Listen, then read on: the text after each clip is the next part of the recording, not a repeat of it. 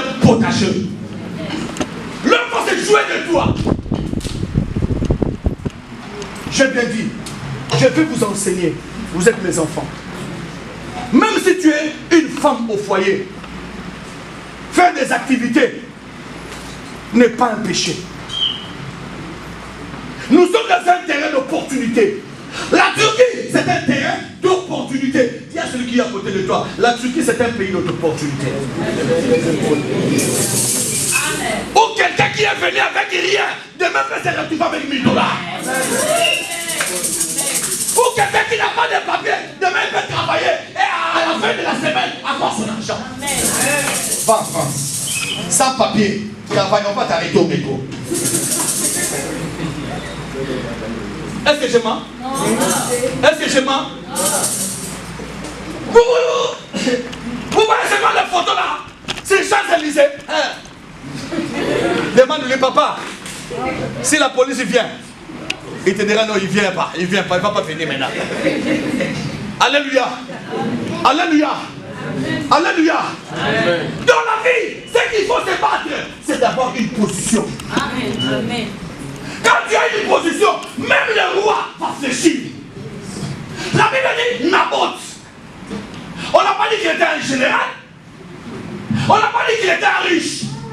Mais la Bible souligne que Naboth avait comment? Avait une fille. Activité.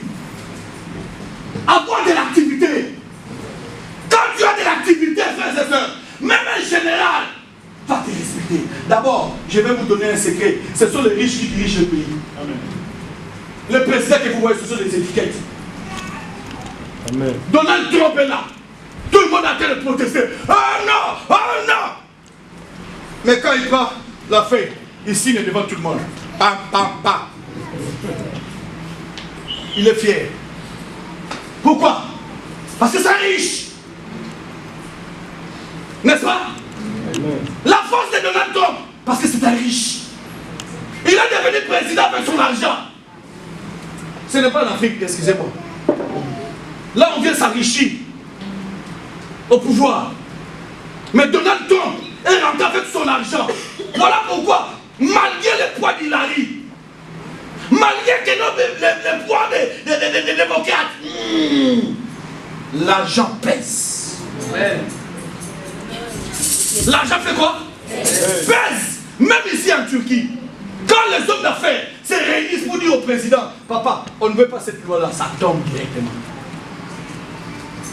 S'ils s'entêtent, on lui dit que, ok, tu as des projets, oui, on ne finance pas. Il va tomber.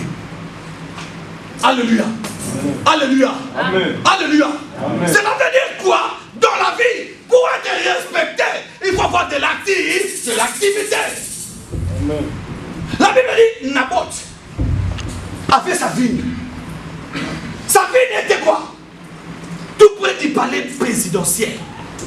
Tout près du palais du roi. Quand j'analyse, je dis ceci. La vigne qui est à côté du palais présidentiel. D'abord, le palais présidentiel, ce n'est pas dans un quartier sale quand même. Hein? Le palais présidentiel, ce n'est pas n'importe quel quartier. Quand on dit que non, ce quartier-là, c'est un quartier présidentiel, vous verrez que non, c'est un quartier bien soigné. Hein? C'est un quartier de valeur. Et toutes les maisons qui sont dans ce quartier-là, hein, ont un grand prix. Pourquoi? Parce que c'est un quartier payé. Et ce n'est pas n'importe qui vit dans le quartier présidentiel. Maintenant, imaginez-vous, les jardins de Naboth étaient dans le quartier présidentiel. Quelle était la valeur du jardin? Cela veut dire que non, ces jardins-là avaient une grande valeur. Frère, voilà la force de Naboth. La Bible dit, le roi est venu pour dire à Naboth, cède-moi ta vigne.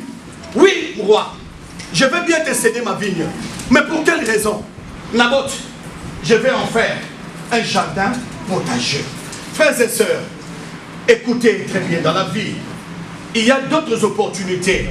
il faut savoir dire non. Il y a d'autres choses dans la vie. Il faut savoir dire non.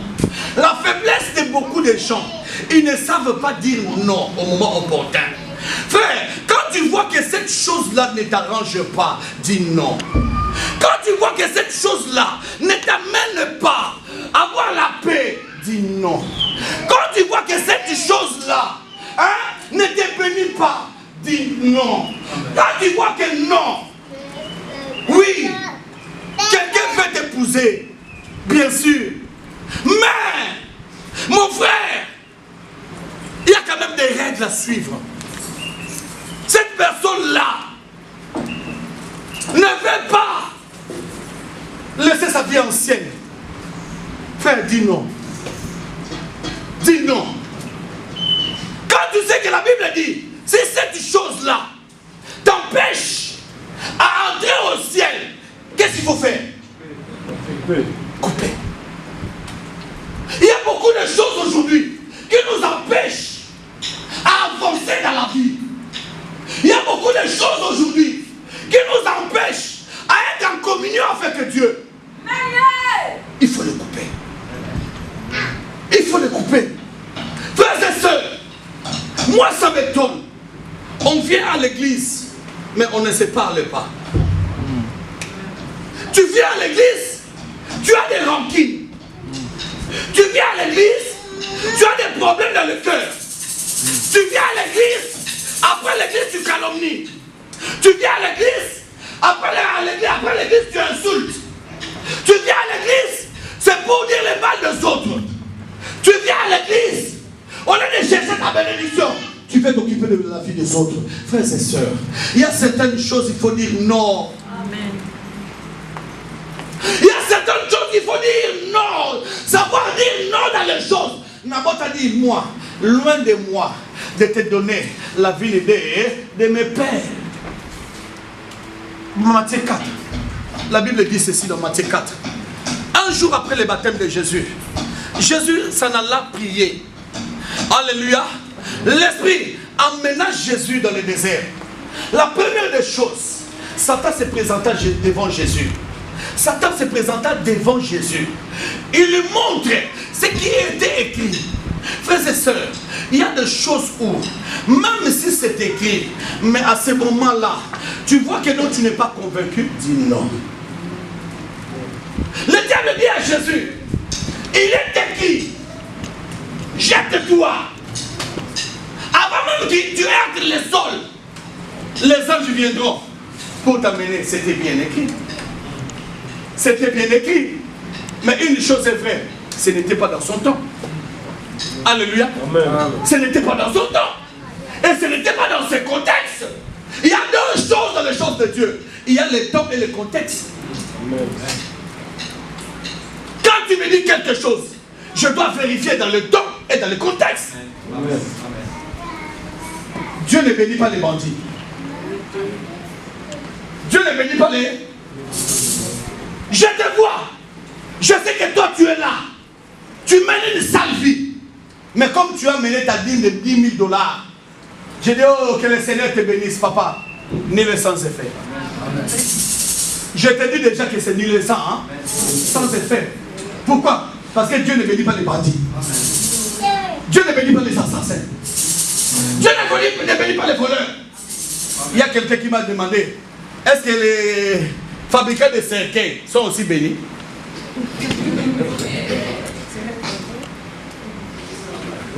Alléluia. Amen. Les fabricants de cercueils.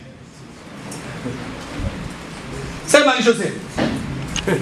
Les fabricants de cercueils sont bénis ou pas? Hein? Qui disent qu'ils sont bénis? Soulevez seulement la main. Qui disent qu'ils sont bénis?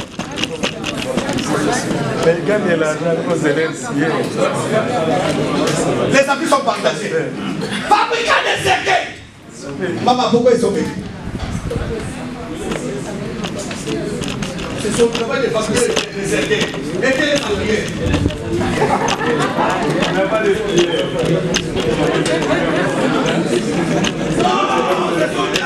Oui, merci beaucoup. Mais quelle est sa prière de chaque matin, chaque soir, avant de dormir?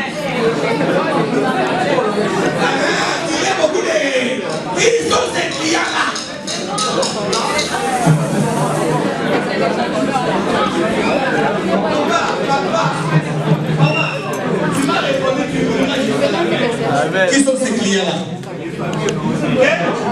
Les morts. Les morts et les cadavres. Maintenant, ça c'est la prière maintenant, les vendeurs de cercueil. Ok. Les vendeurs de cercueil a prié pour les clients, n'est-ce pas? Maintenant je me demande dans quelle famille.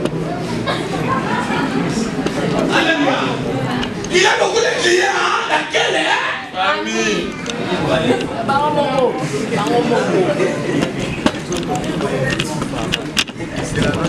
Il va devenir, oui.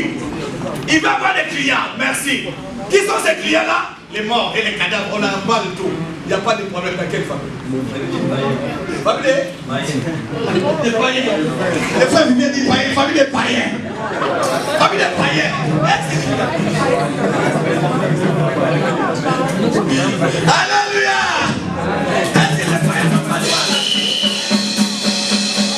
Alléluia. N'oubliez jamais que nous tous nous étions des païens hier. Alléluia. Avant de devenir des chrétiens, on était tous des païens. Et moi je te demande dans quelle famille? La famille est morte.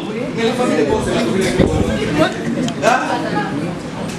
Oui, c'est le travail de tout le monde. Mais si on lui dit non, on veut que dans ta famille, là, chaque personne, toutes les personnes meurent. Comme ça, on va te payer. Il va accepter. Il va accepter. Voilà pourquoi ça devient louche. N'est-ce pas? C'est un bon travail. Parce que si les gens meurent, on doit les enterrer. Nous tous, nous allons mourir un jour. Nous passerons par là. Et oui, on a besoin de ces gens-là. Mais il y a un moment où Jésus a laissé quand même les charpentiers, le métier des charpentiers quand même. Alléluia. Pour ça donner quand même.